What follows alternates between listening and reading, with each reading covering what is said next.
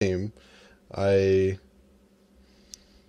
I expressed my uncomfortableness, and and people knew my stance on everything for the entire time. Like I didn't blindside them with this. They knew this was coming. They knew I wanted to make a change, and unfortunately it didn't happen. So I had to I had to be the one to make the change. Now, again, this was not blindsided. This was not out of the blue. I didn't do anything shady. It just happened to happen how it did, and now they ended up replacing me with Shazam after I left, and now I am still on Cloud9 contract and setting Front Bar. So there's like the whole story. It was never really a personal problem. I'm not going to say I was greatest of friends with everybody on that team, but I mean, everyone got along when it came time to matter. The problem was more or less like our roles weren't, nobody was like, everyone was kind of uncomfortable because our roles were so weird. Like, we have Sean being forced to be an opper who didn't want to op, and he didn't even want to play anymore if he had to be an opper.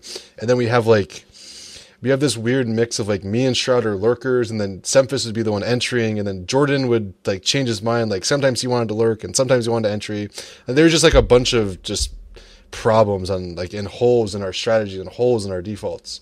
So like, I don't know, like, and this is, I mean, talking with Brax, like, this is the same reason why he said he left in the first place. Like, we were able to contend for a top spot. I'm we were back, able so to. Are we just going to 3-man this guy? Just give me 1 second. We were Can able we? to You don't like. need to yell at me, Hiko. All right, stop yelling.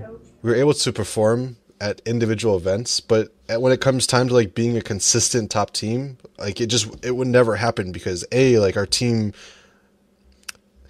was so random at times that it would be very hard for us to actually, compete, and it would be very hard for us to actually like stay consistent because everyone would change their stuff and we would keep our stuff. Like, I think towards the beginning of our team, we had like that X factor, like that dark horse thing. We had very scrimmy as we call, like in America, scrimmy being like not very stratted, but more on the fly stuff. So we were very scrimmy. We were very just catching people off guard.